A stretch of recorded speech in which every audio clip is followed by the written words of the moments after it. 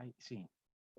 Sandra y todos, pues bienvenidos. Muchas gracias por estar nuevamente acá. Efectivamente, como acaba de señalar Sandra y como posiblemente recordarán ustedes que habíamos puesto en la programación, pues esta sesión de hoy la hemos titulado o subtitulado, digamos mejor, Maravillas Inolvidables. Yo voy a empezar a compartir la pantalla de una vez para a continuación hacer pues unas observaciones de entrada. Mm, creo que en un momentico ustedes estarán viendo ya mi pantalla. Y en esa pantalla ustedes van a ver que hay una serie de nombres que posiblemente nos resulta muy difícil o nos resultan muy difíciles de pronunciar. Vamos a hablar hoy de cuatro imperios, de cuatro momentos que en realidad se extienden a lo largo de mucho tiempo. Vamos a hablar de Rashtrakutas, Chandelas, Hoysalas y Vijayanagaras. Rashtrakutas, Chandelas, Hoysalas y Vijayanagaras. Digo que se extienden a lo largo de mucho tiempo. Yo quisiera hacer, en realidad, pues de entrada un reconocimiento al hecho de que esto puede sonar casi que una ofensa para la India, para el arte de la India, para algo así como una historia del arte de la India.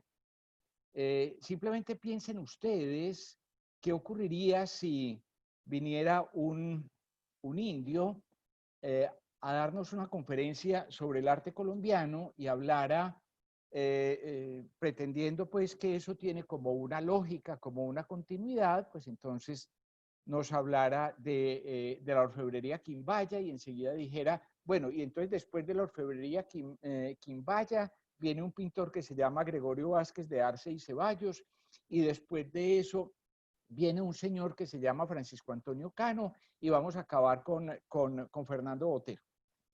Bueno, aquí es peor, aquí de lo que yo voy a hacer es todavía peor que eso que estoy señalando.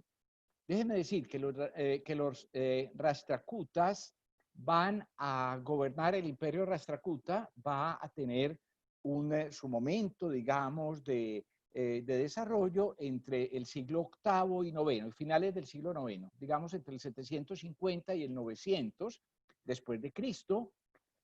Los Chandela van a ser de mediados del siglo X, 950, hasta mediados del siglo XI. Entonces ya veníamos del siglo VIII al siglo IX, ahora del siglo X al siglo XI. Los Hoysalas están entre el siglo XI y el siglo.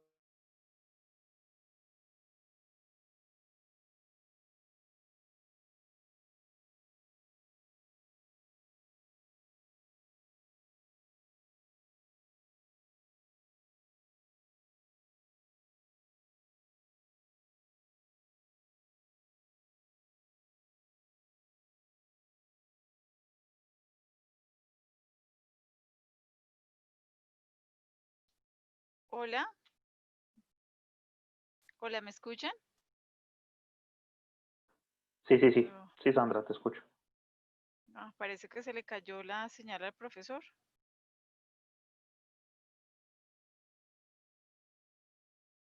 Ya, regálenos un minuto, por favor. Ya revisamos, seguro se le cayó la señal al profesor. Yes. Sí, profe, ya, Bueno, gracias. perfecto, muy bien. Entonces, Bueno, iniciamos de nuevo, sí, profe, bienvenido. bueno, muchas gracias. No sé, no sé hasta dónde me alcanzaron a oír, eh, mm, pero estaba señalando, estaba diciendo eh, mm, que, mm, que nos vamos a mover en un periodo de tiempo sumamente largo.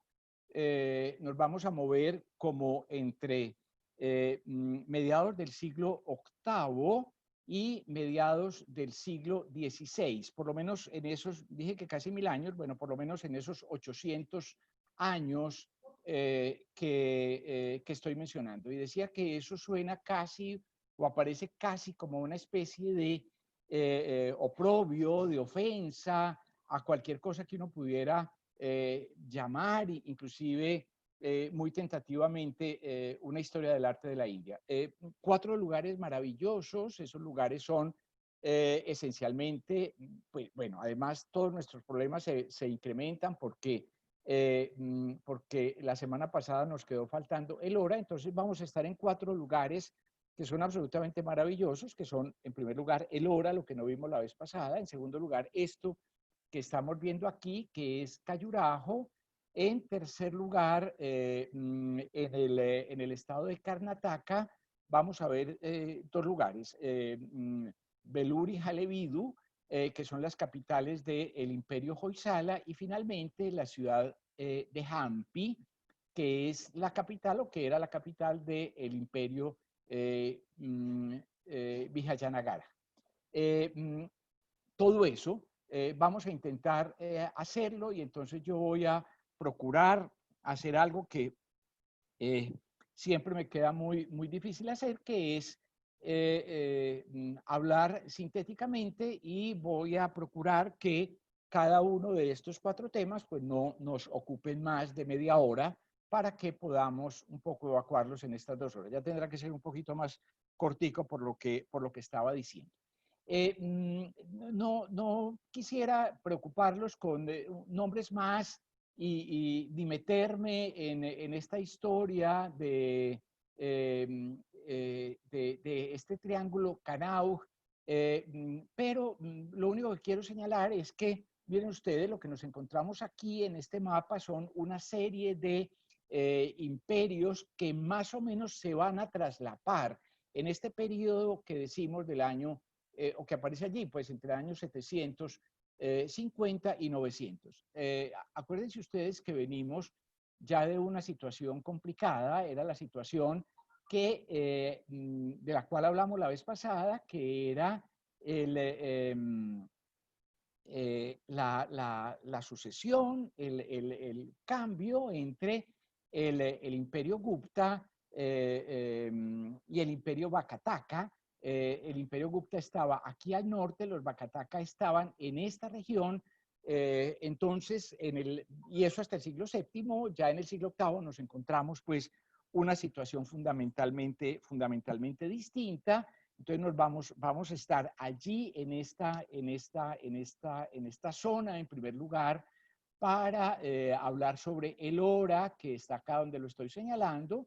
Luego vamos a ir un poco más al norte, vamos a hablar sobre Khajuraho, que fue la capital del reino Chandela, a pesar de que el reino Chandela dura más tiempo, como ven ustedes aquí en esta indicación que aparece, que se desarrollan entre el 831 y el 1315, pues en realidad de lo que nosotros vamos a hablar apenas llega hasta el 1050 aproximadamente, y luego vamos, bueno, y esos están acá, este imperio Chandela está acá, y al mismo tiempo que los Chandela están ahí, pues aquí arriba nos vamos a encontrar que el desarrollo del imperio Hoysala en la parte de abajo, y luego que es este imperio que nos vamos a encontrar aquí, y luego para acabar de complicar la vida nos vamos a encontrar el imperio Vijayanagara en toda esta zona. Yo quisiera, no pretendo complicar las cosas más de lo enredadas que son. Quiero recordar básicamente algo que he dicho desde el principio, y es que esto es casi un continente con una densidad poblacional enorme, inclusive para la época. Pues seguramente la India era la región más poblada del mundo en esta época, a lo largo de todos estos siglos, y lo que vamos a encontrar son una cantidad de reinos que crecen y que se comprimen. Uno a veces podría decir, son imperios efímeros. Caray, son imperios que duran 200, 250 años. cuando uno piensa, si pensáramos, o quien piense, pues, en la idea, un poco como por ejemplo, el Imperio Americano. El Imperio Americano tiene, si lo consideramos como un imperio, pues tiene poco más de 100 años, ¿no es cierto? Y mucha gente cree que ya está mandado a recoger. El Imperio Británico como imperio no alcanzó a durar más de unos 150 años. Y así, sucesivamente. Claro, hubo imperios como el Imperio Egipcio o el Imperio Chino, que se prolongaron durante mucho tiempo, pero en realidad no, tampoco es lo más normal. Y digo, para no complicar, pues no estoy hablando de los chalucas, de los palavas, de los cholas, que son todos imperios que también van a tener unas manifestaciones artísticas que no vamos a tocar, que no vamos a analizar, sobre todo en los palavas y los cholas en el sur, con unas obras absolutamente extraordinarias, en buena medida traslapados con este imperio Vijayanagara. Pero bueno, entremos en el tema y comencemos a hablar sobre el Hora. Vamos a centrarnos exclusivamente en el Hora, que corresponde a esta época de los Rashtrakutas, digo, más o menos, este imperio Rashtrakuta, pues abarca entre los años 750 y 900. Teníamos una serie habíamos tenido unos imperios anteriores. Recuerden ustedes, cuando hablamos de Ayanta, habíamos hablado de las cuevas de Ayanta la semana pasada y habíamos dicho que esas cuevas eran esencialmente budistas. Mejor dicho, que son cuevas budistas hechas en época budista, al final de la época Maurya y durante la época Gupta, pero que inclusive emperadores hinduistas, como estos emperadores, como los emperadores Vakataka, habían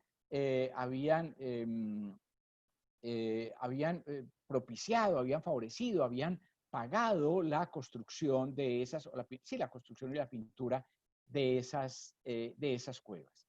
Un poquito, mejor dicho, en esa misma época en la cual se están haciendo las cuevas, las últimas cuevas de Ayanta en época Vakataka, nos vamos a encontrar que los Rashtrakutas también comienzan a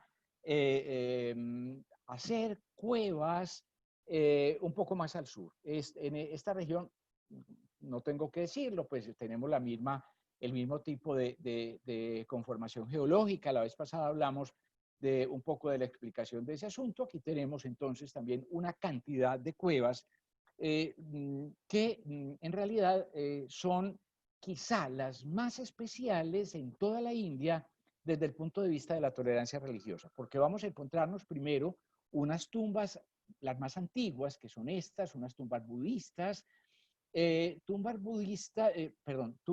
cuevas budistas. Déjenme decir que en total, en el Hora, en esta localidad, en estas rocas que ven ustedes aquí, nos vamos a encontrar aproximadamente 100 grutas, 100 cuevas, de las cuales están abiertas 34. De esas 34, las más antiguas son las budistas, o estas que estamos viendo, son 12, y en las cuevas budistas, pues quiero decir, va a ser, pues, vamos a encontrar un poco aquella misma. Recuerden que habíamos visto en Ayanta, nos encontramos santuarios que son para la oración y nos encontramos monasterios. Estos son monasterios. Esto que ven ustedes aquí, esto era el comedor de un monasterio. Pues eso seguramente tenía, mejor dicho, se sentaban en el suelo, se preparaba la comida en estos largos bancos que funcionaban un poco como de mesas y demás. Es interesante porque dentro de esas cuevas budistas o dentro de esas grutas budistas aparecen inclusive cosas como estas, edificios, vean ustedes, edificios de 3 pisos. Esto es un monasterio. Es decir, estamos hablando realmente de un momento en el que todavía la presencia budista es importante. Monasterios, pero también, bueno, esto también es un monasterio, no me detengo en los elementos de la decoración, Y esto es una chaitilla, un santuario.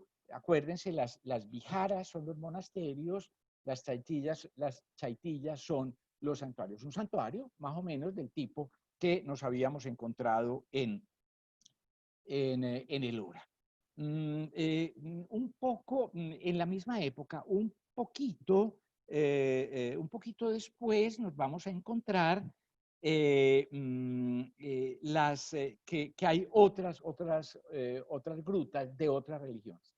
Yo aquí voy a mover el orden porque en realidad estas grutas jainistas son las últimas. Las grutas jainistas son entre el siglo octavo y el siglo noveno.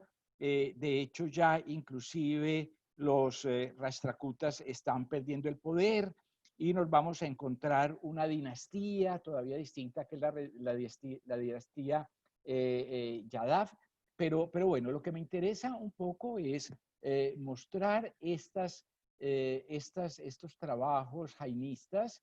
En algunos casos no me voy a detener en esto porque lo voy a explicar mejor con una obra hinduista posterior. En esas grutas jainistas nos encontramos estos personajes, o este personaje fundamentalmente, pues que es Mahavira, o son los profetas del jainismo.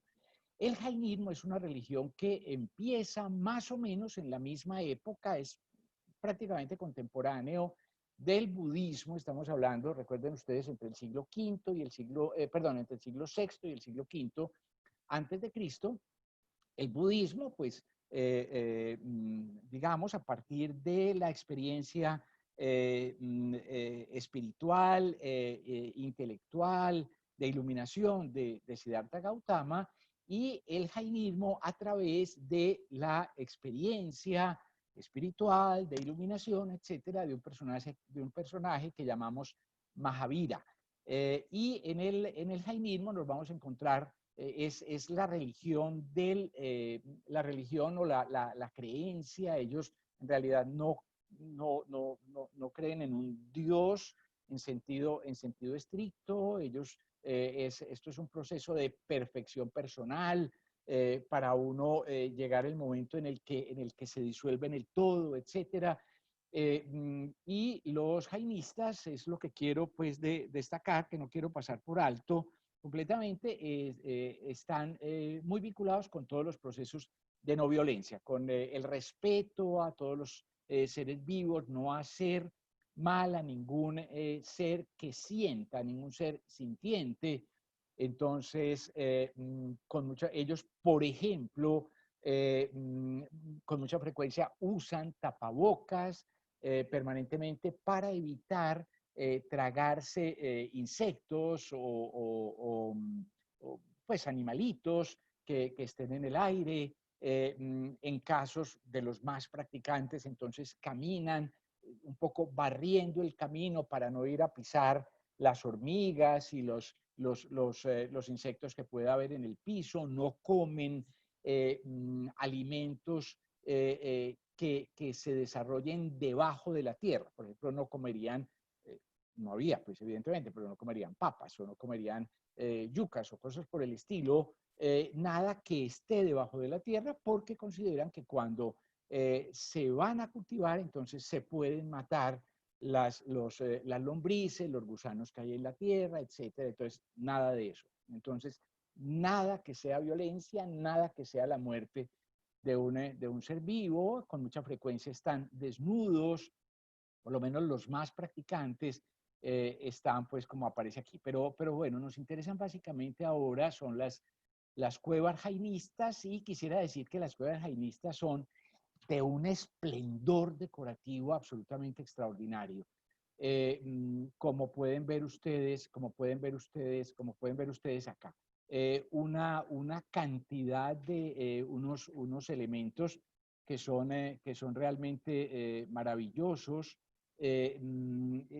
Casi que no se pierde un sitio en el cual se muestre el trabajo, sí, el trabajo del ser humano. Y son comunidades, los jainistas profundamente trabajadoras, pero como no quieren hacerle mal a los animales, ni siquiera a las plantas, y no sé qué, con mucha frecuencia son comerciantes. No es una comunidad demasiado grande, es un porcentaje que no llega al 1% en la India actual, pero es una comunidad muy rica, entre otras cosas, por el comercio. Y se ve, digamos, un poco en la mano de obra, en el trabajo manual que aparece en la decoración, básicamente, que aparece en todas estas obras. Pero lo que quiero señalar sobre todo de las cuevas de Ellora, las construcciones de Ellora, es que nos detengamos un momento en esta cosa absolutamente maravillosa que ustedes están viendo, que es el templo de Kailasha. Se llama así, el templo Kailasha, y se llama Kailasha porque hace referencia a un monte, el monte Kailasha, que es el monte donde, según la creencia hinduista, vive el dios Shiva. El dios Shiva vive en los Himalayas. El dios Shiva es, dentro de todas las facetas, es un dios, evidentemente un dios muy complejo. Cualquier dios es muy complejo, evidentemente. Shiva vive en los Himalayas, es ermitaño en los Himalayas y vive, insisto, en el monte Kailasha. Entonces, esto es un templo dedicado, digamos así, al Shiva ermitaño, y por eso se llama el monte Kailasha. Este templo fue construido, se cree, aproximadamente entre los años 757 y 783, al menos en ese periodo, quiero decir, a lo largo de unos 24 años o 25 años, bueno, en realidad eso da 26 años, pero posiblemente fue mucho más. Existe también una leyenda según la cual, pues, el rey que lo mandó construir, ese rey era un rey Rakshtrakuta que se llamaba Krishna I. Krishna I habría estado enfermo y entonces su esposa habría ido a rezarle a Krishna y le habría prometido que le ordenaría la construcción de un templo magnífico si le devolvía la salud a su esposo. Entonces Shiva respondió que sí, que le devolvería la salud al rey Krishna I, pero que el templo debía ser construido en el curso de una semana. Era prácticamente un trabajo imposible hasta que apareció un antiguo ermitaño que dijo que él lo podía construir y que lo construyó en una semana. Bueno, evidentemente una leyenda muy hermosa, pero que no puede corresponder a la realidad. Este templo, para la construcción de este templo de Kailasha se debieron extraer unas 200.000 toneladas de piedra, sacar unas 200.000 toneladas de piedra, porque esto es un templo literalmente tallado en la roca, excavado en la roca. Esto no es construido. Quiero decir, esto es una roca, todo lo que estamos viendo aquí es una roca, y luego de arriba para abajo, teniendo un plano que es absolutamente complejo y que se respeta perfectamente, bajando, evidentemente yendo de arriba hacia abajo, eliminando paulatinamente los estratos de la piedra donde había que eliminarlos, dejando los que había que dejar, tallando luego eso, se hace el templo. Este templo, digámoslo así, es monolítico. Este templo está hecho en un solo bloque. Aquí no hay cosas puestas unas encima de otras.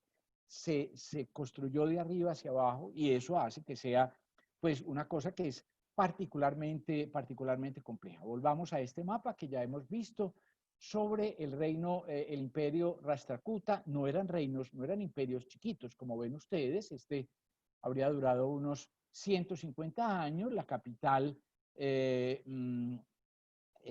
quedaba en este lugar que se llama Manyaqueta, y luego, pero nosotros vamos a estar aquí en el Ora. Este plano extraordinario, pues es el que se desarrolla. Miren ustedes acá cómo aparece, una cosa que uno, que a veces le parece que es imposible. Pues quisiera decir un poco como para movernos en esas cosas imposibles, es que ustedes buscan un poco en internet sobre el templo el templo de Shiva en el Ora, o el templo Kailasha en el Ora.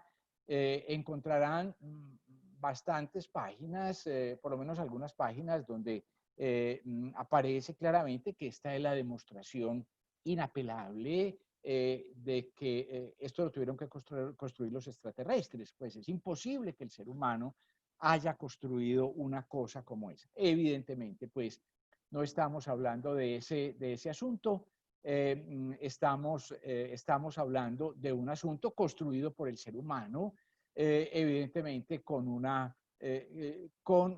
paciencia, con una dedicación. Este problema de la paciencia es evidentemente muy importante. Cuando uno pretende llegar a la iluminación, pretende llegar al nirvana, cualquier cosa, pretende superar la cadena de las reencarnaciones, pretende cumplir el deber, el dharma, pretende superar el karma, lo principal que tiene que tener es paciencia. Y yo creo que eso está más que patente en este caso. El templo, pues un poco, no voy a devolver, pero no para demorarme mucho. El templo tiene pues su ingreso, un primer cuerpo. En este caso, el templo principal es esto, aquí está en la parte central, pues está el santuario, ahí está el santuario del dios Shiva, este que vemos aquí, que en realidad es como si fuera una especie de balcón. Las escaleras están aquí a los lados, se llega a esta especie de balcón. Este es el santuario de una figura que va a ser muy importante siempre en los templos de Shiva, que es un toro, el toro que se llama Nandi, porque Nandi es el vehículo del dios Shiva. Todos los dioses hinduistas, y a partir de aquí vamos a hablar de hinduistas en el resto de lo que vamos a hablar hoy. Todos son templos hinduistas. Los dioses hindúes o hinduistas tienen un vehículo. El vehículo de Shiva es un toro. El vehículo del dios Ganesha, por ejemplo, que es un elefante, es un ratón, se mueve. Ganesha se mueve montado en un ratón. Ganesha, que es un elefante, se mueve montado en un ratón, etc.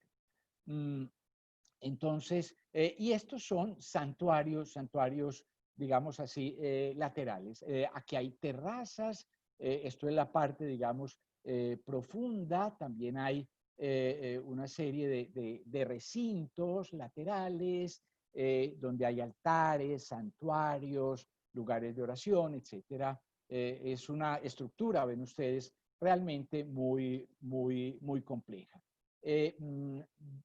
Trabajada hasta los últimos detalles. Y luego una cosa que vamos a ver ahora un poquito mejor, pero lo señalo desde aquí. Miren ustedes esto que estamos viendo aquí, pues en realidad el templo estaba todo cubierto, la piedra estaba cubierta con estuco y pintado.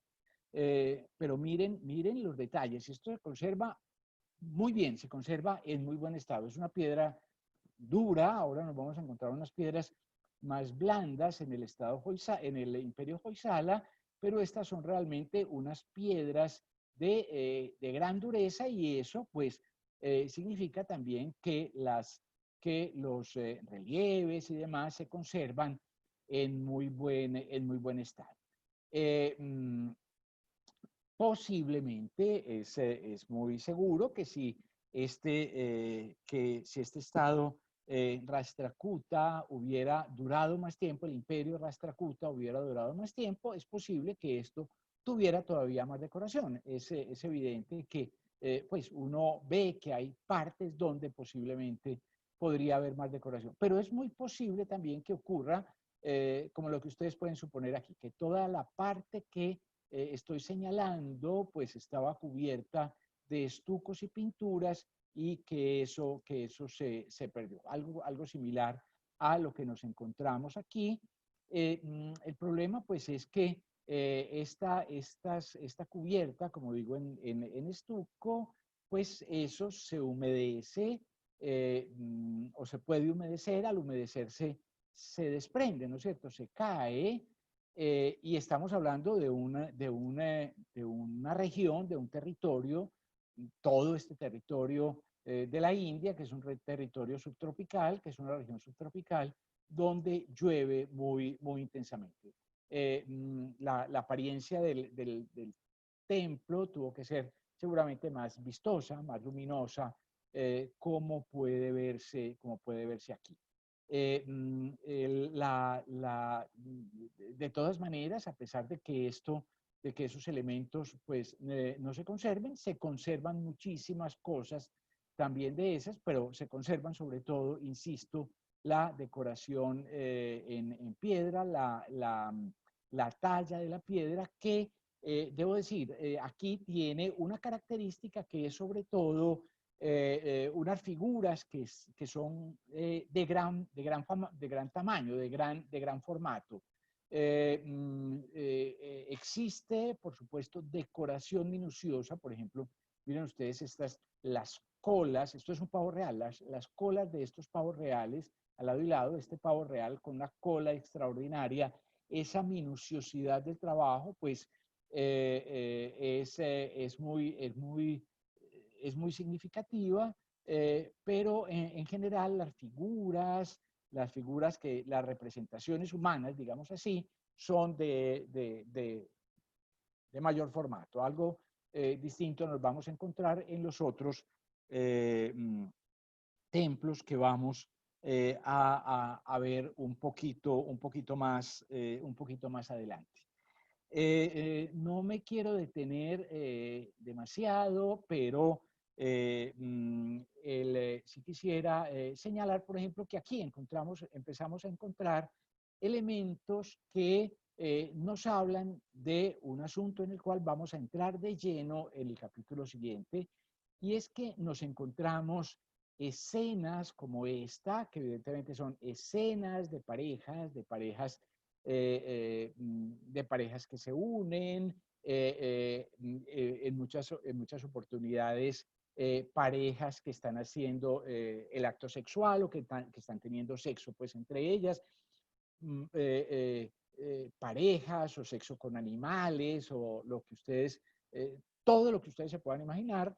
Y eso es significativo, es muy significativo, porque quiero decir que se está desarrollando todo un proceso que tiene que ver con la consolidación de un texto que es el texto del libro del amor, las sutras del amor. Amor se dice kama, entonces estoy hablando de las sutras de Kama, es decir, del Kama Sutra, un texto que es un texto sagrado en el contexto de la India y que tiene una profunda significación, como vamos a señalar enseguida. Es posible que en este caso se esté hablando, por ejemplo, de la relación entre Shiva y su mujer, o su esposa, quiero decir, pues no su mujer porque es una diosa, su esposa Parvati. La diosa Parvati. Realmente estas estructuras son absolutamente impresionantes. Quiero avanzar un poco para decir que estas especies de patas, estas como columnas de pata de elefante, las llamamos a veces, pues son realmente monumentales. Miren ustedes lo que nos encontramos aquí. Recuerdan que decimos que se tallaba pues hasta el piso y que por los lados decía que había una serie de recintos. Estos son los recintos, esto que están viendo ustedes aquí son esos recintos que nos encontramos. Maravilloso esto que ustedes están viendo al frente, estas especies, esos pilares como de pata de elefante que decía, están sobre estos soportes enormes, como ven ustedes, por las figuras de las personas, sostenidos por elefantes o aparentemente sostenidos por elefantes. Estos son esos recintos que digo que hay al lado y lado que, digamos, en este caso, pues si quieren ustedes, toda la parte central del templo se talla de arriba abajo, pero luego se van hacia los lados, ¿no es cierto? Y tallan también todas estas galerías laterales. Es una época donde vamos a encontrarnos, pues que están muy presentes las grandes tradiciones indias que se consolidan, esas grandes tradiciones indias, también las tradiciones literarias. Creo haberlo mencionado el primer día, mejor dicho, lo mencioné el primer día. Dije que había una serie de libros que eran las grandes epopeyas, básicamente dos que se llaman el Ramayana y el Mahabharata.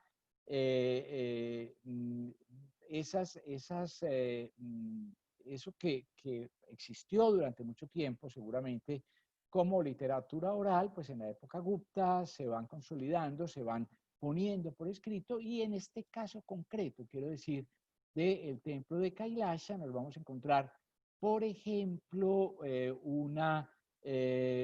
un relieve como este, estos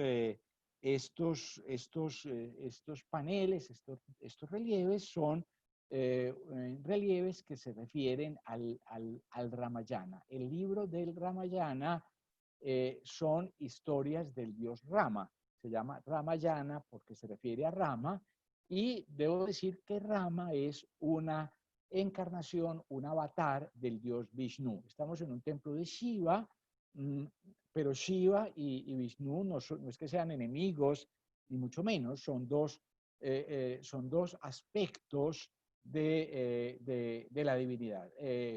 Yo creo que hablando como siempre, con el respeto que esas cosas requieren, pues nadie diría que Jesucristo o que el Hijo y el Espíritu Santo son enemigos, y un poco el Shiva tiene funciones en la Trinidad india, funciones semejantes a las del Hijo, y el Vishnu semejantes a las del Espíritu Santo. Entonces, aquí tenemos unas historias de Rama. Vamos a encontrar también ahora a continuación historias de Rama.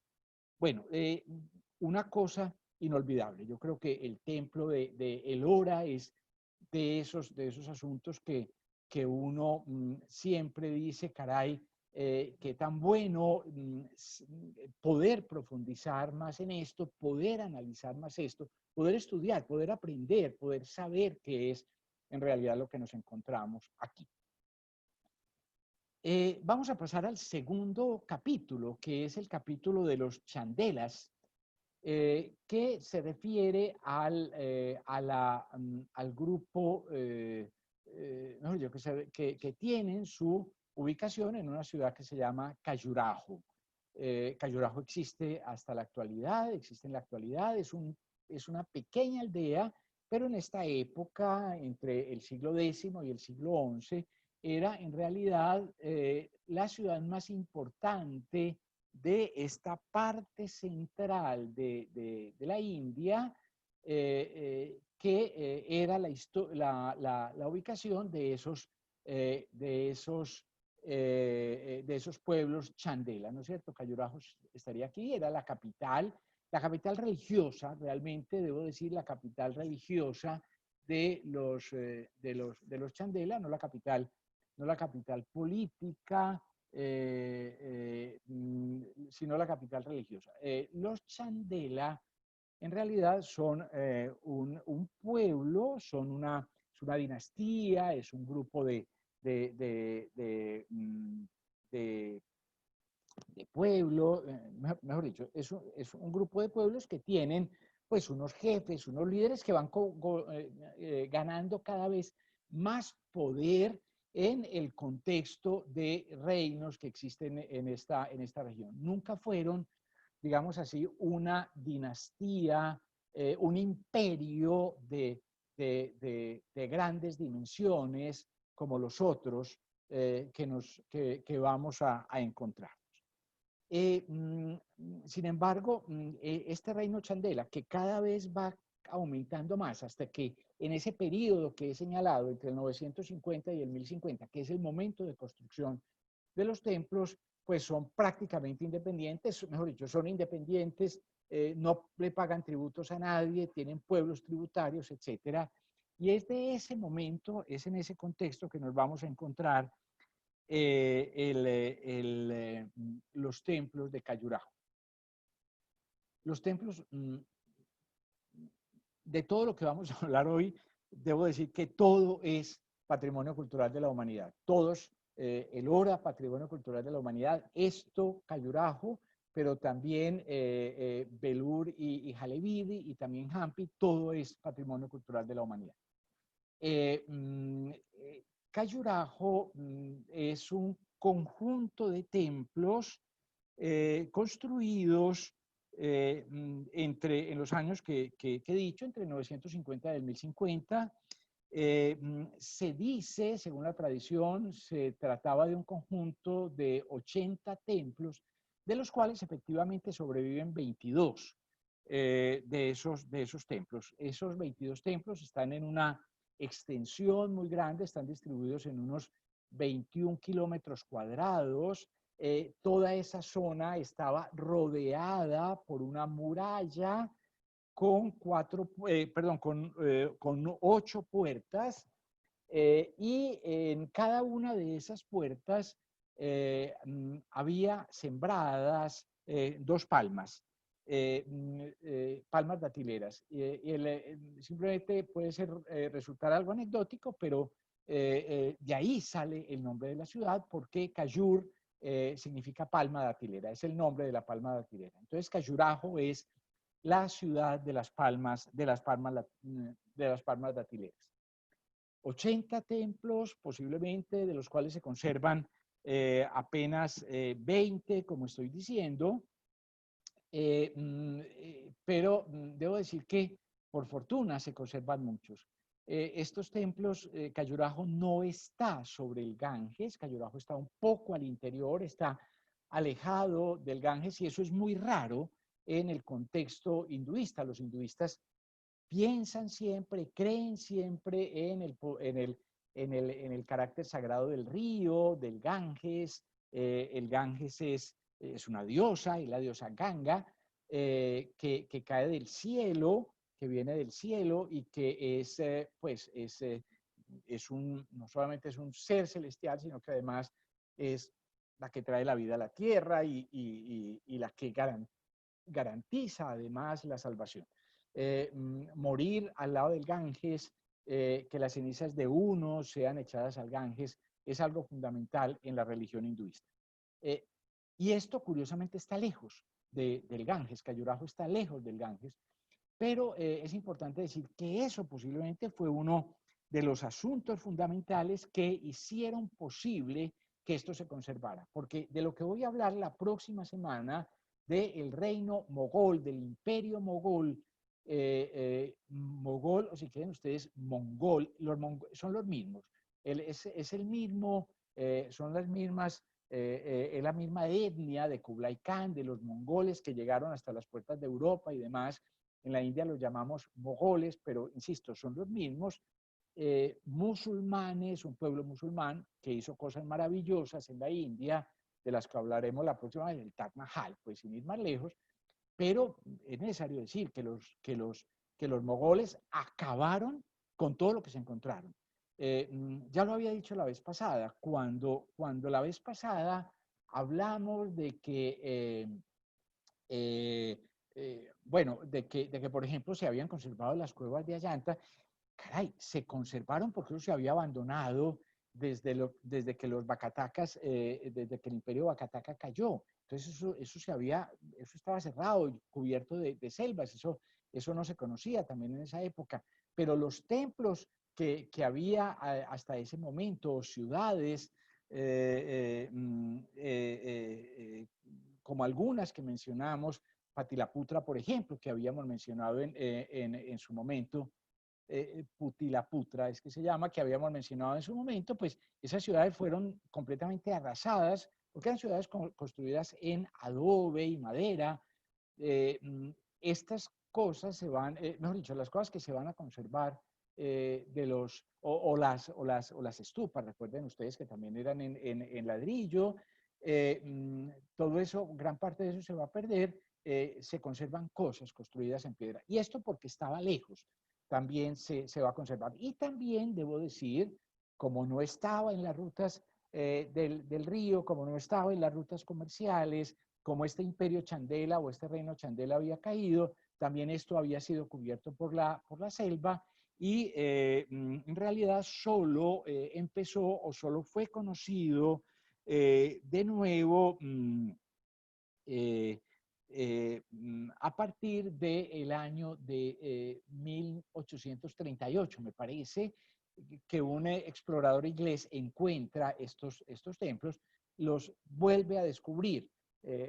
La gente de la India sabía que eso existía, pero bueno, y en algunos casos inclusive había culto, etcétera, pero esto estaba básicamente cubierto por la selva. ¿Cómo son estos templos?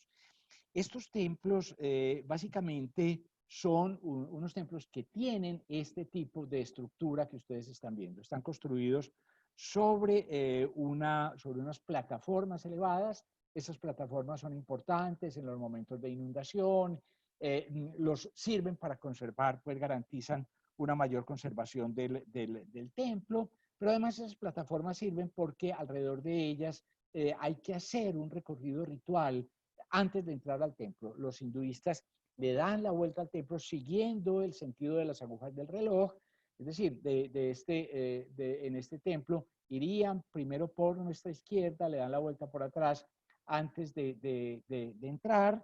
Ese recorrido tiene un poco como el sentido de la purificación, un poco como los musulmanes se lavan antes de entrar a la mezquita, los hinduistas giraban alrededor de los templos. Los templos casi todos tienen esta forma que ustedes están viendo. Creo que todos los templos de Khajuraho tienen esta forma que ustedes están viendo. Es decir, están sobre la plataforma y luego en la parte superior tienen como dos partes, digamos así, una primera parte más baja y luego una parte más alta. Una parte que es en realidad una cúpula, están construidos todos completamente en piedra, aquí no hay madera, aquí no hay ladrillos, están construidos todos en piedra, entonces se asciende, lo que nos encontramos en primer lugar es una sala que es, pues además es el sitio de entrada, también es la sala donde están los creyentes, donde se ora, digamos así, y bajo la cúpula está el sagrario donde está la imagen del Dios. Detrás de la imagen del Dios, mejor dicho, alrededor del sagrario, yendo desde este salón, se puede dar la vuelta por detrás del sagrario, del santuario. Hay eso que en la arquitectura, digamos, ¿cómo se llama? Gótica, románica o gótica, llamamos el deambulatorio. Se puede deambular, se puede caminar por detrás del sagrario, donde está la imagen del Dios. Esta cúpula, pues caray, eso es de piedra, eso es una cúpula realmente de un peso realmente impresionante. Ese tipo de cúpulas las llamamos shikara. Esto es una arquitectura shikara. Shikara, mejor dicho, estas formas shikara, esas cúpulas representan los Himalayas.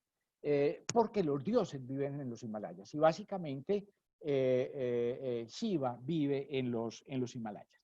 Pero vamos un poco más pues, a los elementos decorativos que están viendo ustedes aquí y vamos un poco más adelante porque evidentemente estos templos de Khajuraho pues están cubiertos de una decoración que es muy especial, todo el mundo lo sabe, una decoración muy particular, muy compleja y en la cual las figuras eróticas tienen un papel muy importante. Ustedes pueden ver aquí, es claro que estos templos pues han sido también restaurados.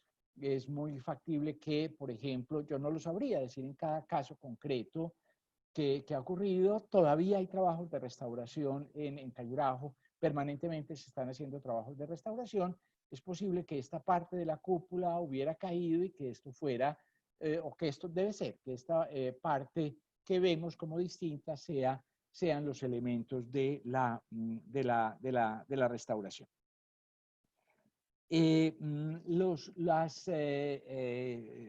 La decoración está en general dividida en franjas. Está dividida en franjas. Y en esas franjas nos vamos a encontrar unos temas, nos vamos a encontrar unos asuntos de los que voy a hablar, a continuación. Nos vamos a encontrar unos problemas de los que voy a hablar a continuación, pero un poco de entrada, miren ustedes, que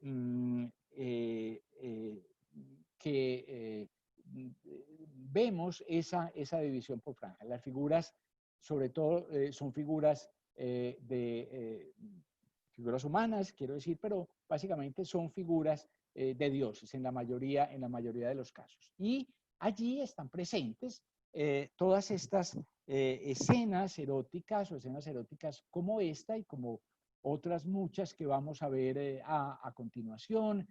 Algunas son realmente impactantes. Hay un asunto que creo que es muy significativo y es que dentro de esas figuras hay muchas escenas de vida cotidiana. Mire, por ejemplo, esta mujer es muy famosa, esta figura, esta mujer que se está rascando la espalda, ¿no es cierto? Entonces ella se mueve, dobla el cuerpo para rascarse la espalda, pero además lo que nos vamos a encontrar son también toda la anatomía, toda su forma, los senos, las nalgas, los muslos, apenas cubiertos con ese velo sutil absolutamente sensual, ¿no es cierto? Es evidente que hay un elemento de sensualidad que es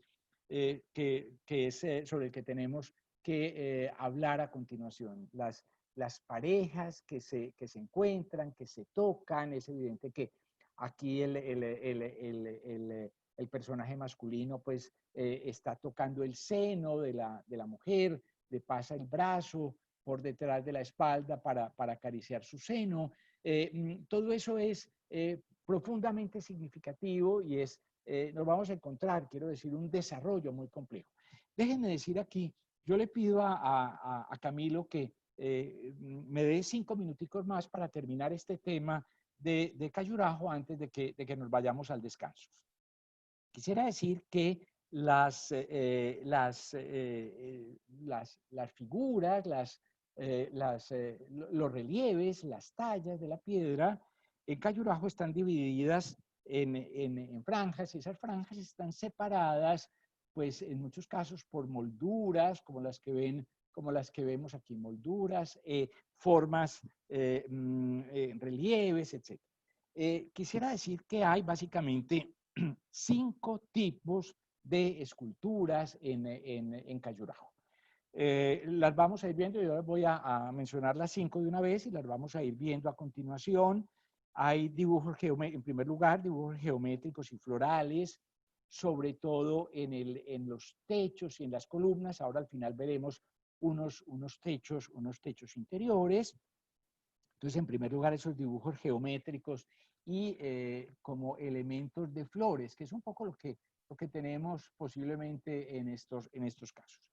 En segundo lugar, hay escenas de la vida de la corte. Hay escenas de bailes, escenas de música, escenas de vida cotidiana, como los que veíamos hace un momento. Dentro de esas escenas, pues, o mejor dicho, esas escenas son muy interesantes, son muy importantes, entre otras cosas, porque nos ponen en contacto con la vida cotidiana. Lo que veíamos ahora de la mujer rascándose la espalda es de una importancia muy grande en este sentido. Y quisiera un poco recordar, estamos hablando de templos, estamos hablando de templos. En tercer lugar, dibujos geométricos, vida de la corte. En tercer lugar, animales. Esas figuras de animales están en general en molduras en la parte inferior o entre figuras. Son elementos que, además de la riqueza, de la variedad que tienen, también ahí hay escenas eróticas en las figuras de animales, pero tienen la función de separar las figuras, ¿no es cierto? De evitar como la monotonía. Piensen ustedes que si aquí no existieran estas molduras, pues, y que estas figuras estuvieran arrumadas, por decirlo de alguna manera, unas sobre otras, pues entonces la visión sería completamente distinta. Hay figuras de dioses y de diosas. Esas figuras se refieren a las que hay en el fondo de los templos, a las que hay en algunos nichos, también inclusive en las fachadas. Y en quinto lugar, lo más importante, las figuras femeninas, como lo que veíamos ahora de la mujer rascándose, y las parejas de amantes. Las parejas no diamantes, sino de amantes. Las parejas que hacen el amor. Son abundantísimas. Es que miren ustedes esto, miren, a uno esto parece como increíble. Yo quisiera que conservaran como en los ojos, como en la memoria visual, conservaran pues estas imágenes porque realmente creo que son asombrosas. ¿Por qué existen estas escenas de amantes, estas escenas eróticas en Khajuraho?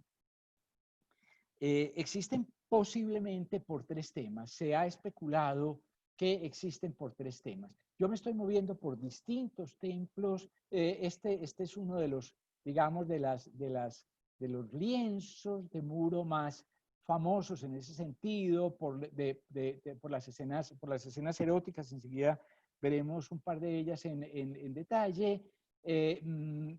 ¿Por qué existen estas escenas? Caray, cuando además estamos hablando esencialmente de templos. Posiblemente existen o se cree que existen por tres motivos fundamentales. El primero de esos motivos es educar a los jóvenes en las artes del Kama Sutra. Enseguida voy a hablar sobre eso un poquito más. Digamos, lo hago después del descanso, sobre las artes del Kama Sutra. En primer lugar, entonces, educar a los jóvenes en las artes del Kama Sutra. No deja de ser curioso, o por lo menos para nuestra mentalidad, que uno vaya al templo y que en el templo lo que le enseñen en las paredes del templo es hacer el amor. Muy interesante y muy significativo dentro de lo que vamos a ver enseguida sobre el Kama Sutra. En segundo lugar, puede ser o se considera que es que son también homenajes a Shiva y a Parvati, al matrimonio de Shiva y Parvati. Shiva es el dios fundamental en este contexto. Y en tercer lugar, se dice que son, digamos, como especies digamos, de proclamas para ahuyentar a los malos espíritus y para ahuyentar a los rayos. Los malos espíritus, los malos espíritus, según la tradición, le tienen terror al amor y le tienen terror al sexo. Entonces, una manera de ahuyentar el mal es a través de escenas eróticas. Termino para que nos vayamos a descansar, pero voy a regresar enseguida también sobre Khajuraho con escenas como estas. Son escenas, en muchos casos, estas que estamos viendo y las que vamos a ver a continuación, escenas, déjenme decir, absolutamente explícitas, si se puede decir así. En algunas oportunidades, pues uno podría decir que son escenas casi pornográficas, las escenas que nos encontramos de tocamientos, de masturbaciones, pero también de penetraciones de todo tipo, que es un poco lo que hemos venido diciendo. Quisiera entonces que, Camilo, si estás de acuerdo, que en este momento hiciéramos un breve receso. Son las 6:37, vamos a parar hasta las 6:45, es decir, vamos a parar 8 minuticos para descansar, para tomar un café, etc. Entonces nos vemos en 7, 8 minuticos. Perfecto, profe. Muy bien, entonces descansamos aquí. Quisiera terminar esta parte correspondiente a Cayurajo haciendo una breve referencia a este tema del Kama Sutra. Quiero decir que es un asunto realmente muy importante. Valdría realmente la pena como que pudiéramos dedicarle muchísimo más tiempo, pero a lo que me quiero referir es a esto. A veces en Occidente tendemos a pensar que el Kama Sutra es simplemente un libro de posiciones eróticas, de posiciones sexuales, y eso no es así, no es eso. Es un libro sobre el amor, un amor que es entendido evidentemente como sexualidad, por supuesto, pero que es entendido también en una cantidad de dimensiones distintas. Existen, por ejemplo, 64 ciencias auxiliares del amor, auxiliares de Kama Sutra, y esas ciencias son de los más diversos tipos. El Kama Sutra habla de cómo uno tendría que entenderlo como el amor, como, a ver, quisiera decir casi que en el contexto contemporáneo uno podría decir, entre comillas, que resulta muy sexy saber tocar instrumentos musicales, saber arreglar flores, saberse pintar el cuerpo, saber contar historias. Y esto, hombres y mujeres, esto no es un problema de mujeres, ¿no es cierto? No es un problema de mujeres para seducir, o pues digamos de mujeres de harén para seducir al rey, no, es para todos. Saber leer, como digo, saber contar historias, saber lenguas extranjeras, ese tipo de cosas que en buena medida yo creo que en muchos casos a nosotros nos siguen resultando sumamente atractivas. Y dentro del Kama Sutra están señaladas una serie de ramas del arte de pintar, que han de entenderse más o menos como normas para la ejecución del pintor, no como cánones rígidos, sino un poco como consejos que se le dan, y comprenden tal vez como 6 elementos, 6 ramas o 6 principios, que son la adecuada representación de las formas o de las apariencias, de las estructuras, de las proporciones adecuadas, la capacidad de sugerir acción o sentimiento, la creación de una sensibilidad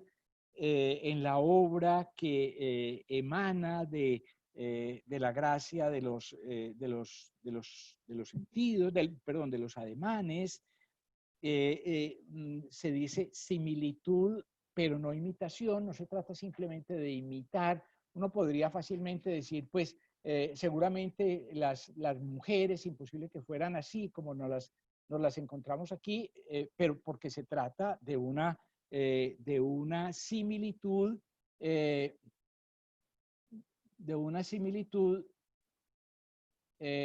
me sale un letrero que dice iniciar mi video. Aclárame, Camilo, si...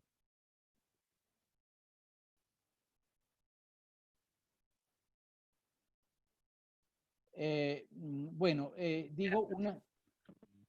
Perdón, pero no es de nosotros. No sé si de pronto sea su compañero. Perfecto, listo.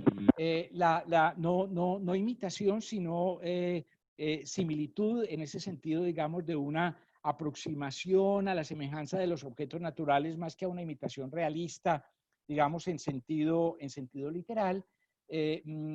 Pero todo esto, en último término, lleva a una cosa que es sumamente trascendental, que creo que es sumamente trascendental, y es la conciencia de que el arte, y esto está en el Kama Sutra, que el arte llega por los sentidos. Entonces se trata de cosas que podamos gustar, que sea hermosa al tacto, a la vista, al oído, al gusto, etcétera, que nos aproxime a lo bello, porque dice que quien se aproxima a lo bello vive en lo bello, vive de manera bella. Es decir, que para nosotros mejorar, digamos, en el camino espiritual, también esto que Occidente siempre lo descartó, lo desechó, lo rechazó, pues esto también es un camino para aproximarse a lo bello y para aproximarse, es decir, para aproximarse al sentido más profundo de la realidad. Es famoso este elefante que está como echándole el ojo a esta pareja que está haciendo el amor y que parece disfrutar, pues, además de la escena. También eso, pues, que ese voyerismo, digamos así, tan rechazado en Occidente, aquí tiene, pues, un profundo sentido. Bueno, termino rápidamente con Khajuraho porque en realidad, vean ustedes, escenas que son absolutamente explícitas, escenas que, como decía, pues en algún momento, pues cualquiera puede calificar realmente de pornográficas. Si alguien se siente ofendido, pues porque yo las presente, pues le pido disculpas. Quiero decir que no he puesto las más explícitas para evitar eventualmente herir la sensibilidad de alguien, pero que esto es un asunto que forma parte de esa visión de la vida y del mejoramiento de la vida. Esto no es corrupción, esto no es degradación, esto en la concepción hinduista del Kama Sutra es parte del progreso de la vida. En el interior del templo, pues nos encontramos las escenas de los dioses, como había dicho hace un momento, y nos encontramos una cosa con la que voy a despedirme de Khajuraho, que son los techos. Esto no sé si se alcanza a percibir, es un techo, se percibe mejor en este caso. Miren ustedes, esto es un calado, y lo mismo que había dicho la otra vez, pues recordar un poco que esto es un calado en piedra, que esto no es en nada distinto que piedra, que es literalmente una talla en piedra. Los Himalayas están ahí. Una cosa que no he dicho y que convendría la pena que tuviéramos en cuenta es que todos estos templos están dirigidos, la puerta, el ingreso está dirigido hacia el oriente, de tal manera que los rayos del sol entran por la puerta e iluminan al dios, o por lo menos teóricamente están para iluminar la imagen del dios. Bueno, sería maravilloso quedarnos en Khajuraho. Yo creo que es uno de esos lugares que realmente vale la pena estudiar y que una aproximación a la historia del arte de la India, pues aconsejaría detenerse acá mucho más tiempo, porque como dije al principio, aquí hay un asunto, en todo esto hay un asunto que yo creo, pues para mí o para las personas como algunos de ustedes, como Natalia Gutiérrez, por ejemplo, que está aquí, que la historia del arte es pues parte de nuestro trabajo pues académico, o es nuestro trabajo académico fundamental, pues hombre, siempre existe la preocupación esa de preguntarnos y qué es, frente a una cultura como la de la India, y qué es el arte. Es que el terror, digamos, de un historiador del arte hoy en día es el terror de pensar que todo hay que mirarlo como si fuera Europa, ¿no es cierto? Como si estuviéramos pensando en el Renacimiento italiano. El Renacimiento italiano es maravilloso, por supuesto, pero existen otras maneras de ver el mundo, y esto creo que una experiencia como la de Khajuraho lo lleva a uno a decir, hay que ver el mundo de una manera distinta. Vamos a dejar ya a Cayurajo y vamos a pasar al siguiente, a la tercera etapa de esta maratón de hoy, que es el Imperio Hoysala, o el Imperio de los Hoysalas. Hoysala significa literalmente, traduce literalmente, sala golpeando. Las capitales van a ser primero Belur y luego Halebidu, que es ahí al ladito, que está muy cerca. Estamos en el sur de la India, en el estado de Karnataka.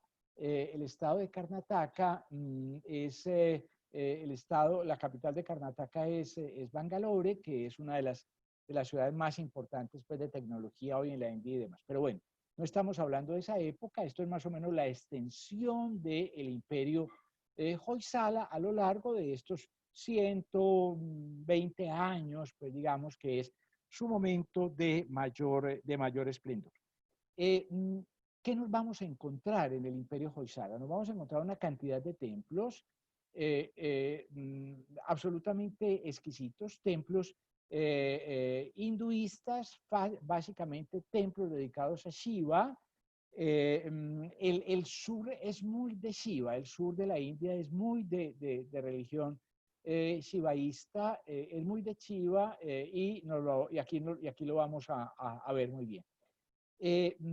Decía que Hoysala significa sala que golpea, porque resulta que según la leyenda, según la tradición, pues había un joven, un muchacho que se llamaba Sala, a quien un ermitaño le dijo que para liberar, pues digamos, la región de un león que la arrasaba, pues que era él el que tenía que ir y golpear el león. Entonces, esto está en el templo de Belur, esto también está en el templo de Belur, y en ambos casos lo que nos encontramos es a este personaje que es Sala golpeando el león, luchando con el león, derrotando el león.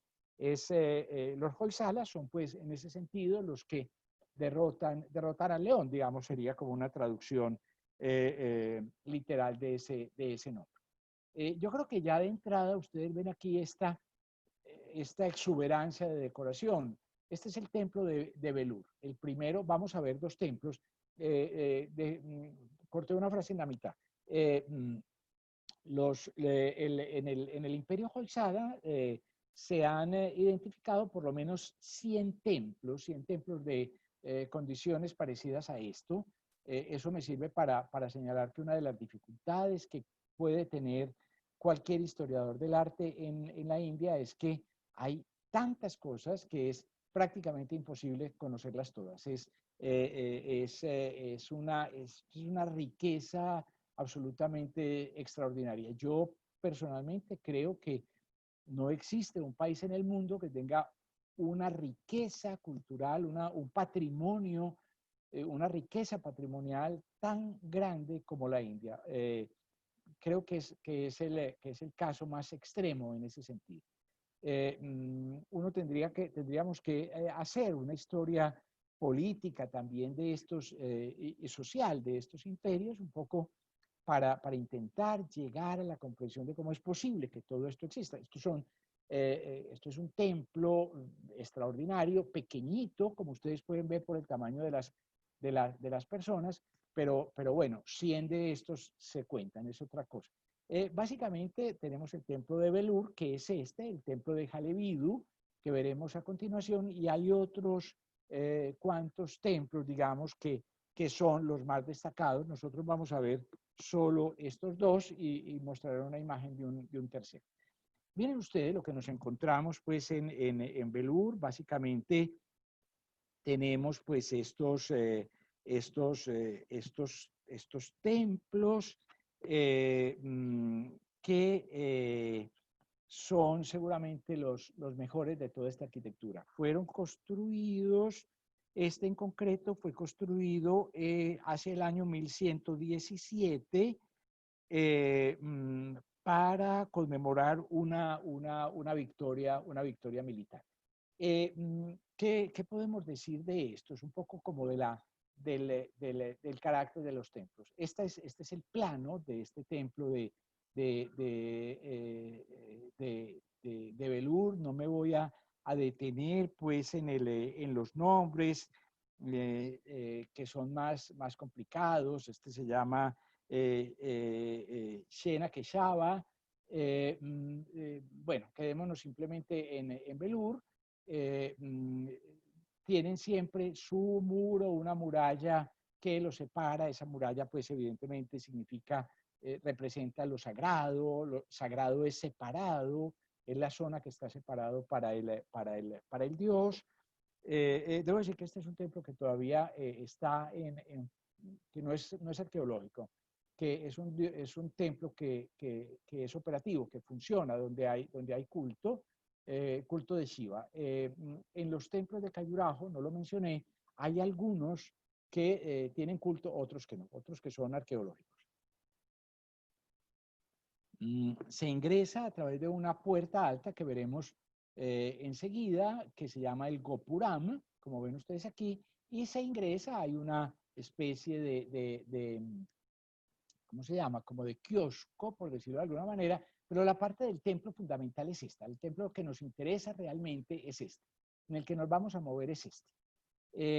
Depósitos, cosas además que son siempre interesantes, pero templos secundarios y demás, pero el templo principal es este. Construido, lo mismo que ya sabemos, construido sobre una plataforma, y esta plataforma, entonces, sobre esta plataforma se gira, se da la vuelta en el sentido de las agujas del reloj. Digamos, eso es un elemento de purificación, un proceso de purificación, pero podrán ustedes imaginarse que además, podrán ustedes imaginarse además que ese recorrido acaba teniendo sentido, acaba teniendo un significado. Miren ustedes, aquí no hay, si quieren, digamos, es como cuando hablamos de que en el arte barroco hay un horror al vacío. Pues aquí existe un poco eso. Aquí todo está lleno de elementos decorativos, de asuntos decorativos. No quiero aplicar, ahora veremos un poco más adelante el esquema de las franjas que nos encontramos aquí.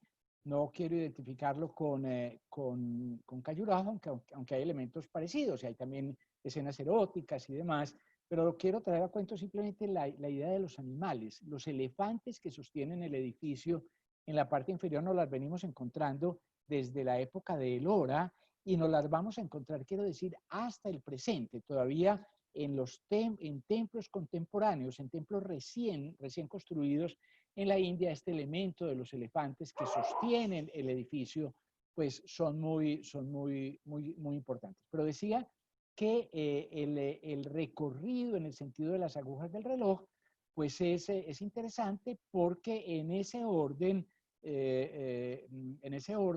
se cuentan las historias. Hay muchos casos en los cuales están contadas las escenas, pues, de lo que ya sabemos, de las grandes epopeyas, el Mahabharata y el Ramayana.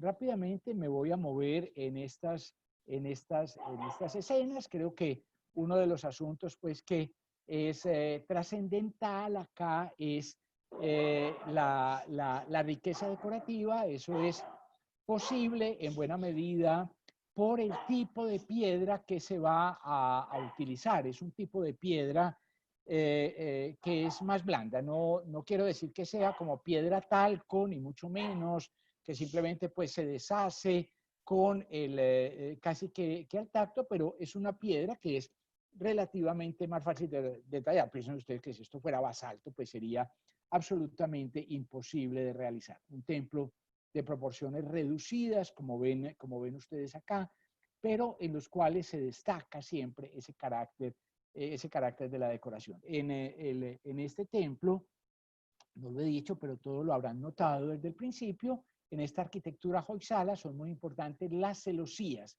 ¿no es cierto? Estas ventanitas que en realidad pues llevan iluminación al ámbito interior del santuario. No tiene grandes torres. La torre, esas grandes torres que veíamos en Cayurajo, aquí no existen grandes torres. La gran torre está en la entrada. El Gupuram que había señalado antes, que lo vimos en la planta, el Gupuram es esto, es esa torre de entrada que va a representar pues no solamente la puerta, sino que es también la separación del mundo sagrado, y ahí va a haber otra cantidad de decoración que va a ser muy importante, que va a ser muy significativo. Yo no voy a hablar de los Gupuram en este caso, solamente voy a hacer referencia a los templos, pero es importante decir que eso está también lleno de decoración. En realidad, en este caso, si no me equivoco, puedo estar equivocado, pero creo que en este caso el Gupuram es posterior, no es el templo propiamente antiguo del 1117, es de la parte central. Las franjas, el trabajo en franjas es pues muy importante. Quisiera decir una cosa que posiblemente cualquiera de ustedes o todos ustedes habrán pensado. Claro, hay una construcción básica del templo, una estructura básica del templo, y estos elementos, estas tallas son pegadas. Quiero decir, estas tallas no son hechas directamente sobre el muro del templo, sino que son hechas en el taller y puestas en el muro. Son un poco como si fueran, es una sobrecubierta a las piedras mismas que forman la estructura. Y eso en buena medida porque, déjenme decir que si esto pensáramos que fuera como una especie de bloque único, pues no resistiría unas tallas tan profundas como las que nos encontramos aquí. Siempre el trabajo en franjas, pero esta historia pues de los elementos que se ponen, aquí se puede ver un poco que son elementos agregados que se ponen, pues no es realmente ni mucho menos una cosa sencilla.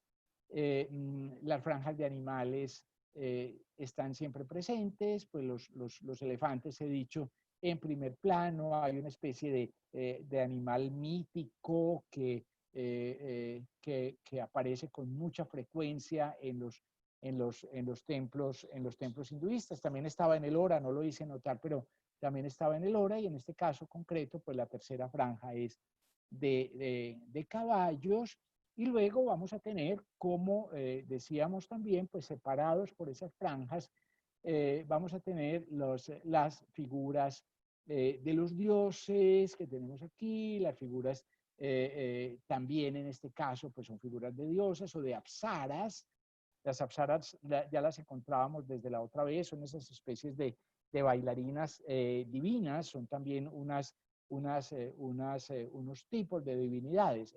Hay divinidades mayores y divinidades menores. Las apsaras no son de las divinidades mayores, pero pertenecen también al mundo de los dioses. Y creo que un asunto que aquí es absolutamente patente es ese carácter, ese movimiento, esa flexibilidad que aparecía como una de las recomendaciones del arte de Kama Sutra. Esto es el techo del santuario, y rápidamente, pues miren ustedes estas columnas del interior. Digo que existen los bloques, estos que ven ustedes aquí, en la pared del fondo. Estamos adentro y entonces no tienen tanta decoración, pero esto es una decoración llevada hasta el extremo.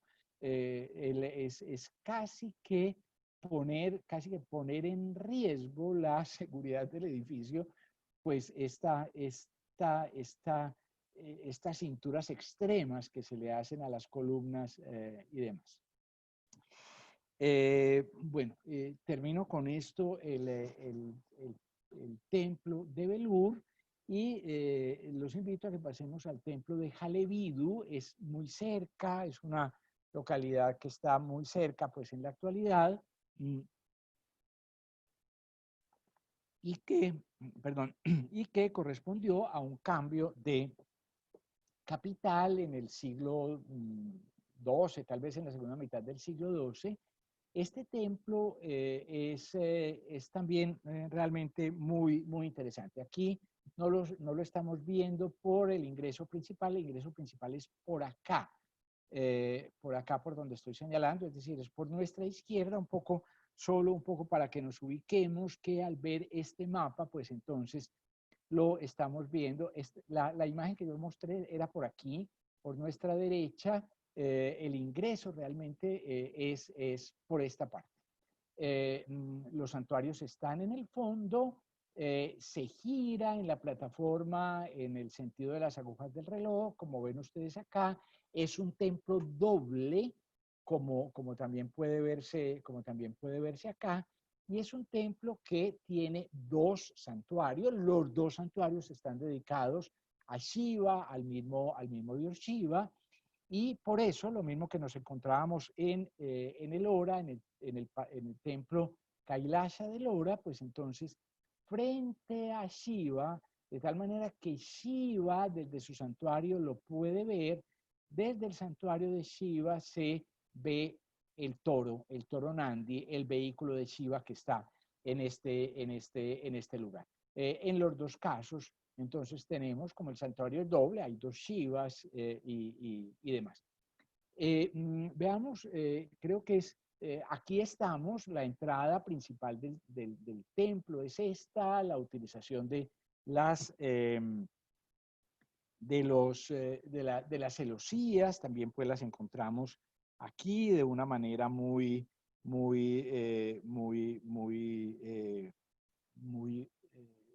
patente, por supuesto, y lo que nos vamos a encontrar en primer lugar, o lo que existía en primer lugar, pues eran los Nandi, los toros Nandi.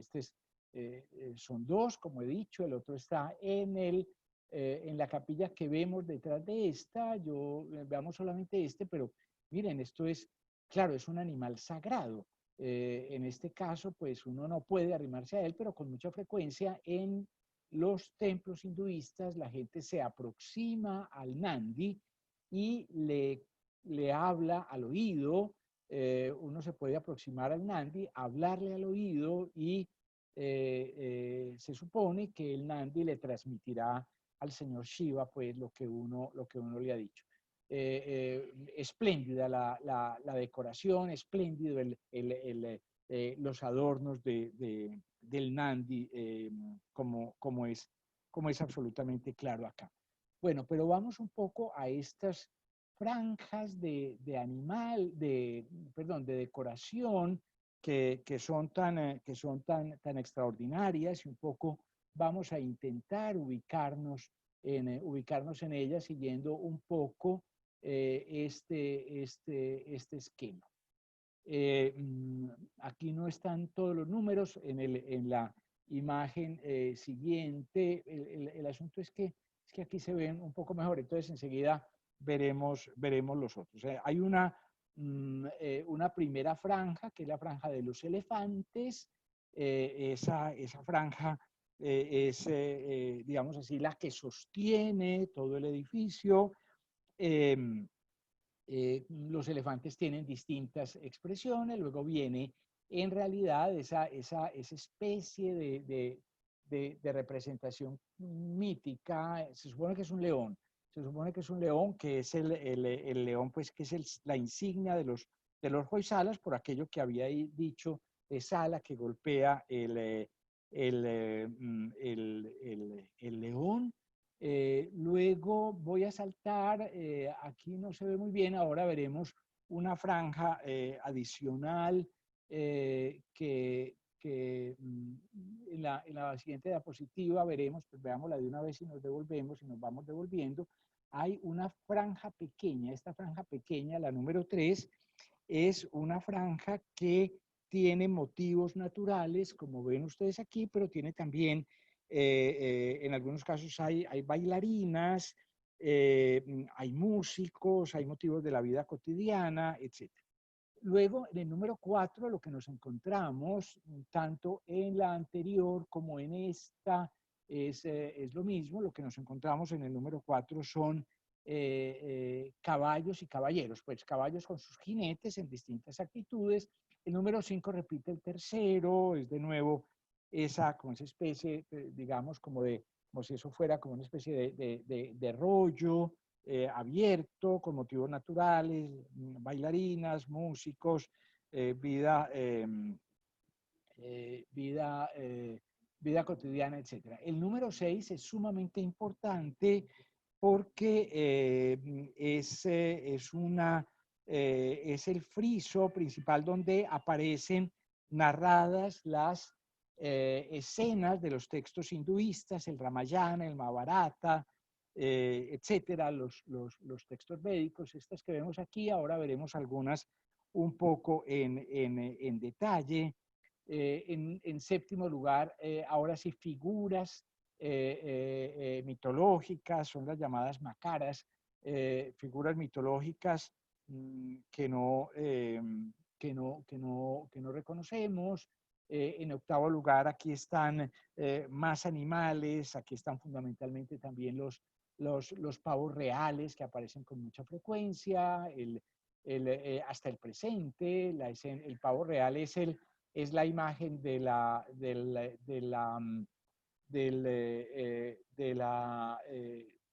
¿cómo se llama? De la vida eterna, de la resurrección, etc. Luego, en noveno lugar, tenemos figuras de bailarinas, otra vez de músicos, vida del pueblo, etcétera. Vean ustedes, se van alternando, se van repitiendo. Criaturas míticas, en décimo lugar, escenas de festivales, y luego lo que nos vamos a encontrar son, en el undécimo lugar, son son escenas. Aquí no está el undécimo lugar, pues son las escenas eróticas y demás. La parte 12, la parte más alta, es la parte de las escenas mayores, de las deidades, de muchas leyendas y demás. Vean, perdón, me devolví. Esas escenas estas figuras son realmente extraordinarias. Son las grandes figuras de los dioses, de los distintos atributos de los dioses. En este caso es la diosa Durga, por ejemplo, que está matando un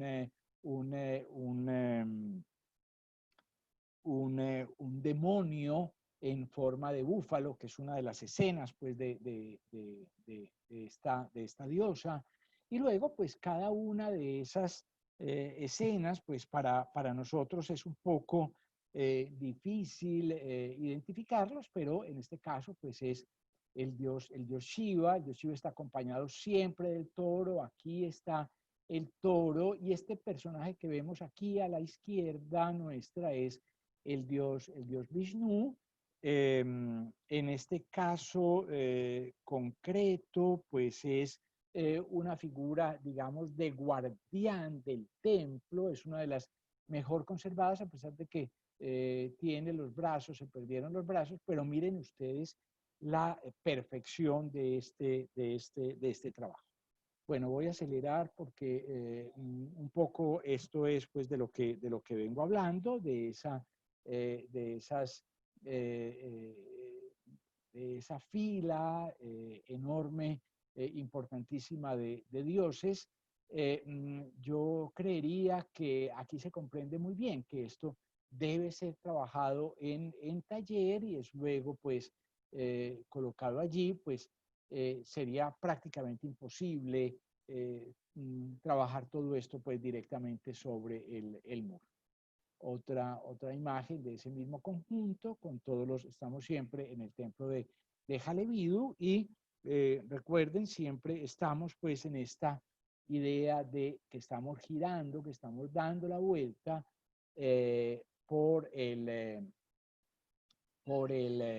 que estamos dando la vuelta por la plataforma y nos encontramos escenas de aquellos textos antiguos, escenas que son en muchas oportunidades muy complejas.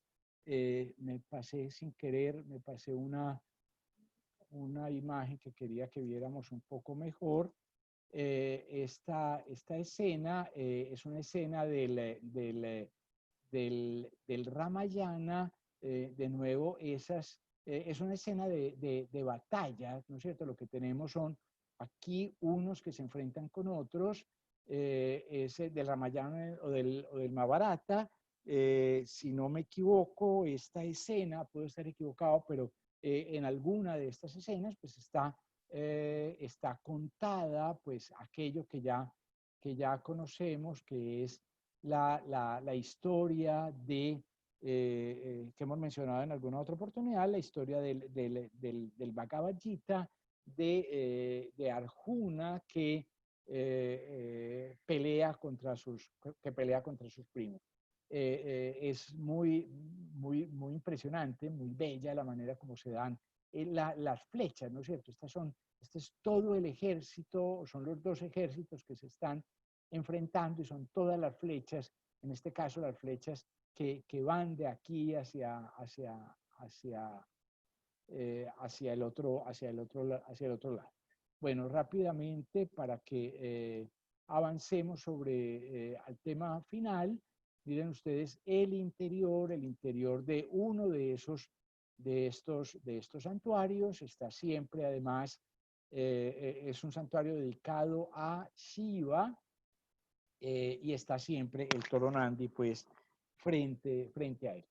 Un poco para ver la exquisitez de este trabajo que no solamente se da en los templos, sino que aparecía en muchas otras partes. Esto cerca, al lado del templo de Jalebidu, hay un pequeño museo. Esto corresponde al área de ese museo. Miren el tipo de trabajo. Me lo traigo a cuento además porque me parece importante ver cómo evidentemente se trabaja una columna que luego se talla una columna que luego se va a ubicar allí en el templo. Simplemente pues termino esta parte de los Hoysala con esta imagen que es particularmente hermosa de este templo.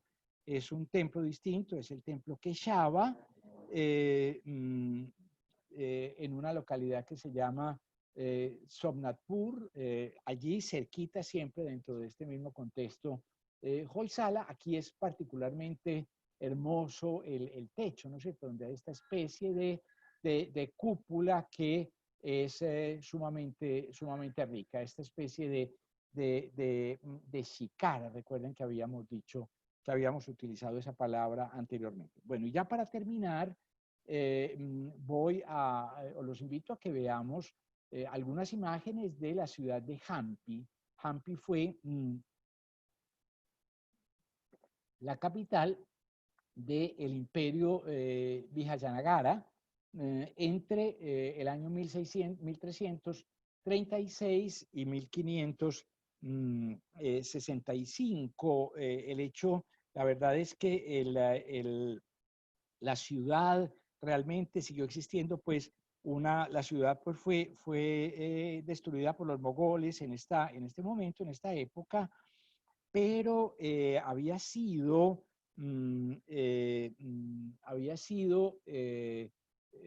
mejor dicho, pero siguió habiendo unos reyes Vijayanagaras y demás hasta el año de 1646. Pero en realidad la ciudad misma va a desaparecer en ese momento, la ciudad de Hampi.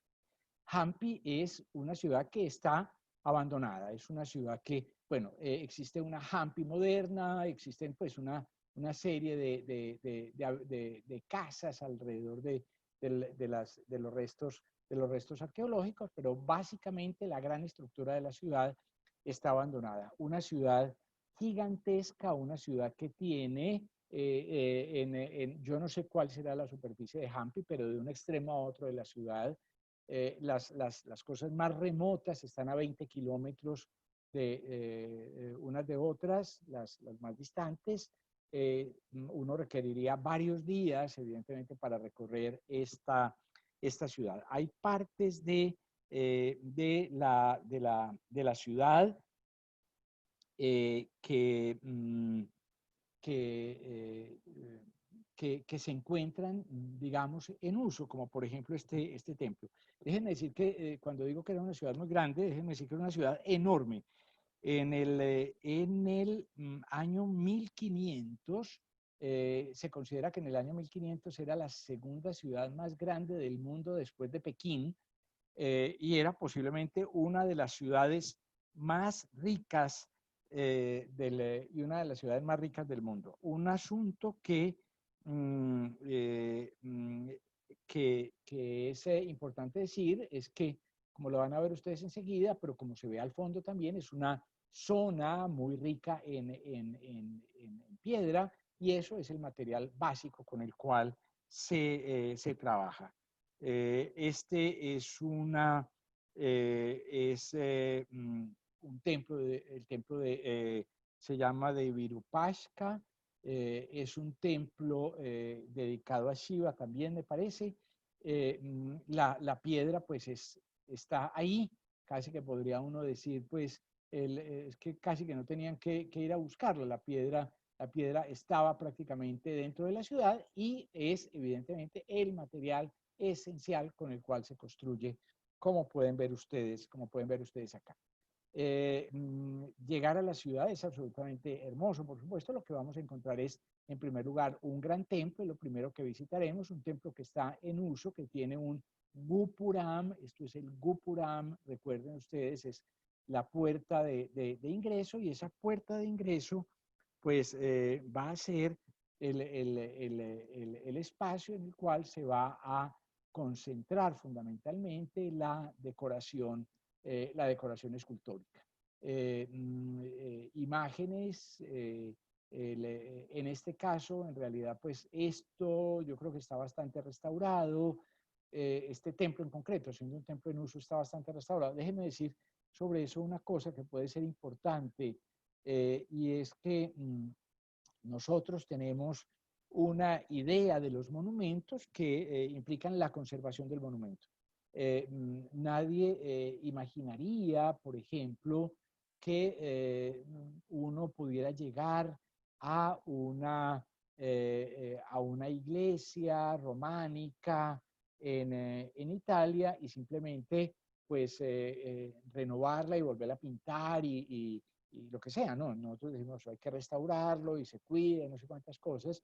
Ellos piensan, ellos tienen una mirada distinta que forma parte de su pensamiento además, y que implica que estas cosas que están en uso se van renovando realmente. Aquí estamos ya dentro del templo, pero dentro del templo hay una cantidad de elementos que son realmente impactantes. Por ejemplo, los elementos, las columnas. Miren ustedes este tipo de columnas que hay aquí. Está casi que uno podría decir, esto es decoración sobre decoración. Esto es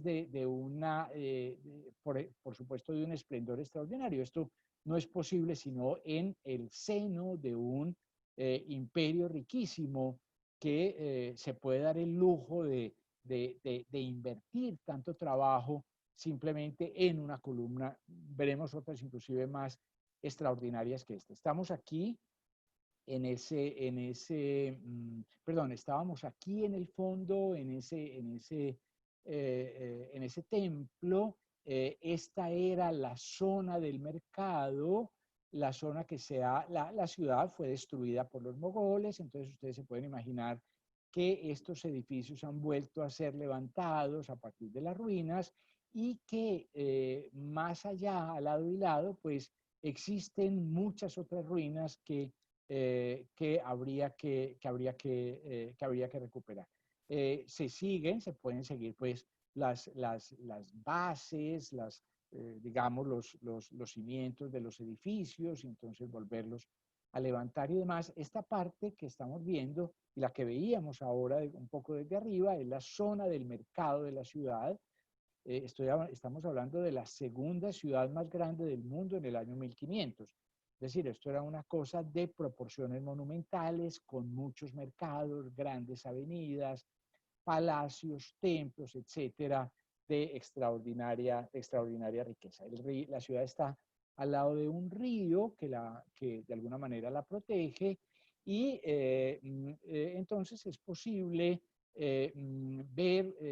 moverse, pues no solo por el río, pues hay también carreteras pues para moverse por la ciudad y llegar, por ejemplo, a este gran templo. Este es el templo de Krishna, el templo dedicado al dios Krishna. Es un templo que es arqueológico, aquí no hay culto.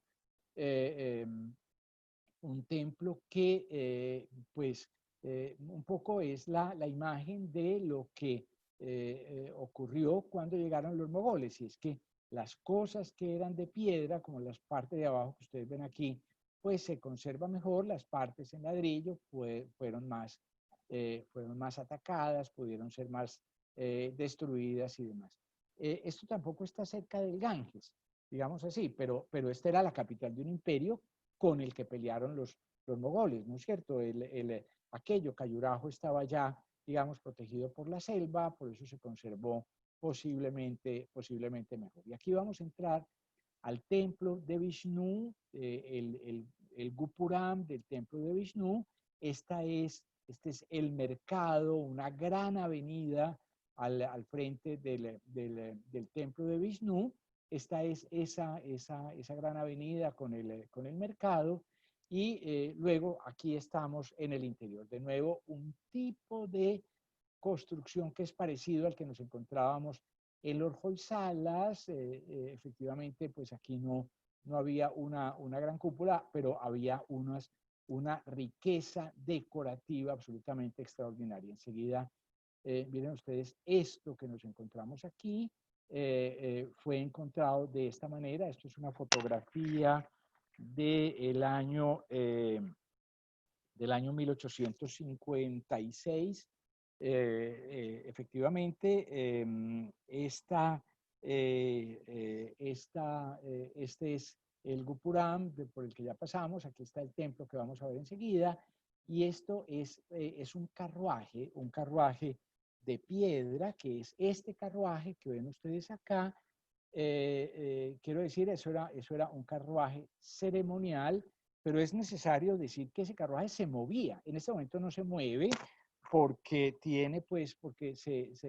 lo bloquearon para evitar que efectivamente que pudiera deteriorarse, pero miren ustedes, es una cosa absolutamente extraordinaria. Es un carruaje ceremonial, un carruaje que servía para transportar pues la imagen del dios Vishnu. Es el templo está dedicado a Vishnu.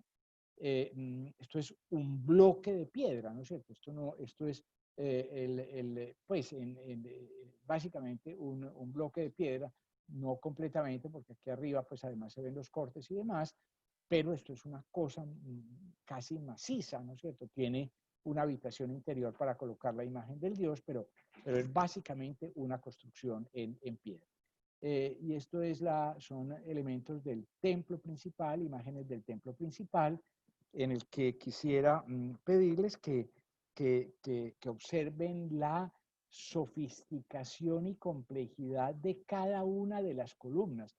Esto es, si quieren ustedes, esto es lo más de lo más. Esto es ya más allá. Si uno pudiera decir que si decía que los templos de Hoysala, utilizando una expresión que por supuesto es anacrónica en el caso de la India, hablar de barroco, pues utilizando una expresión que es todavía más anacrónica, esto ya sería como rococó. Esto es la decoración, pero decoración sobre la decoración y además con una elegancia, con una flexibilidad, con una suavidad absolutamente extraordinaria. Lo que señalaba ahora sobre las columnas, sobre las columnas me parece que es evidente pues en estos casos la complejidad extraordinaria que se logra en toda esta arquitectura. Y de nuevo aquí nos volvemos a encontrar, la hemos encontrado en Khajuraho, en los Hoysalas, y la vamos a encontrar aquí también en Hampi, en la ciudad de Hampi, esa construcción por franjas, esa decoración por franjas. Salimos de ese templo y quisiera mostrar, ya para terminar, quisiera decir que existen una serie de recintos adicionales en esta gran ciudad. Estoy viendo aquí que la ciudad tiene 26 kilómetros cuadrados de superficie. Seguramente entonces no es cierto lo que dije ahora de 20 kilómetros de distancia entre un extremo y otro, pero sí una superficie sumamente grande. Pues es que esto significa un cuadrado de algo más de 5 kilómetros por 5 kilómetros, y por supuesto no es un cuadrado, porque se adapta pues a la geografía. Entonces hay una parte que es una parte donde están los palacios, que era la parte de los palacios. Aquí nos estamos moviendo en esa parte de los palacios. Existe este que se llama el, el, el, el, el, el, el como el Mahal, utilizando una expresión mogola, como el Taj Mahal, ¿no es cierto? El palacio de Mahal, el Taj Mahal es el palacio de Mahal. Hablaremos sobre eso la próxima vez. Aquí se retoma, se utiliza. Yo creo que eso no fuera original de los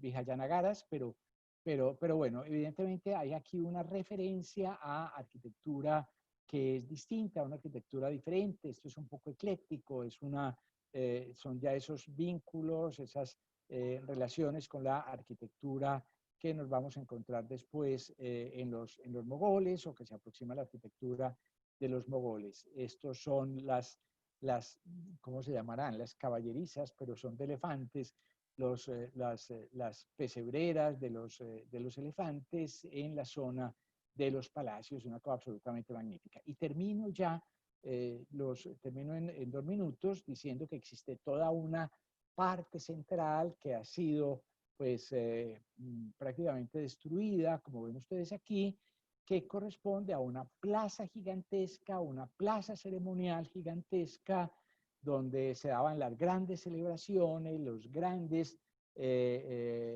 digamos, desfiles militares, las grandes fiestas y demás, donde pues hay una cantidad de elementos interesantes. Esta es la llamada Gran Plataforma, que básicamente no, ahí era pero miren la altura, no es cualquier cosa, es simplemente la plataforma desde la cual el emperador pues veía los desfiles y demás. Eso estaba decorado con relieves, como ven ustedes en esta parte que se conserva.